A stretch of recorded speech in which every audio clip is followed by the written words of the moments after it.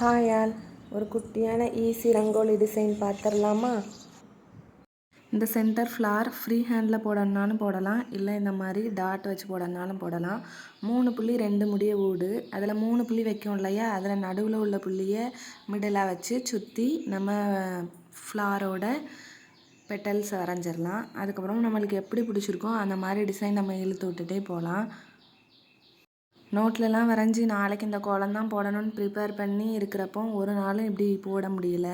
அதனால் சும்மா இன்றைக்கி போடுவோம், வீடியோ எடுப்போம்னு சொல்லி எடுத்தது தான். கலர்ஸும் அவ்வளோவா கலெக்ஷன் இல்லாததுனால சும்மா போட்ட கலரே போட்ட மாதிரி ஆயிட்டு. நம்ம என்ன தான் கோலம் அழகாகவே போட்டிருந்தாலும் நம்ம கொடுக்குற கலர்ஸ் தான் அந்த கோலத்தையே தூக்கி கொடுக்கும். நம்ம கலர்ஸ் கொடுத்ததுக்கப்புறம் ஒயிட் பவுடர் வச்சு மறுபடியும் நம்ம அதை திருத்துறதுன்னு சொல்லுவாங்க கோலத்தில். அதை நல்லா திருத்தி விட்டோம் அப்படின்னா தான் அது பிரைட்டாக நல்லா எலகண்ட்டாக இருக்கும். நீங்கள் இந்த கோலம் போட்டிருந்தீங்க அப்படின்னா என்ன கலர்ஸ்லாம் யூஸ் பண்ணியிருப்பீங்க அப்படின்னு சொல்லி கமெண்ட் பண்ணுங்கள்.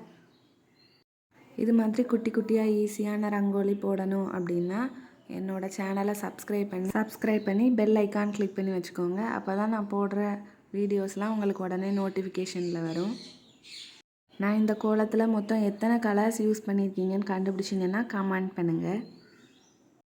நீங்கள் ஒரு கோலம் போடுற பர்சனா, உங்களுக்கு ரங்கோலி பிடிக்குமா இல்லை டாட் வச்ச கோலம் பிடிக்குமா அப்படின்றதையும் கமெண்ட் பண்ணுங்கள்.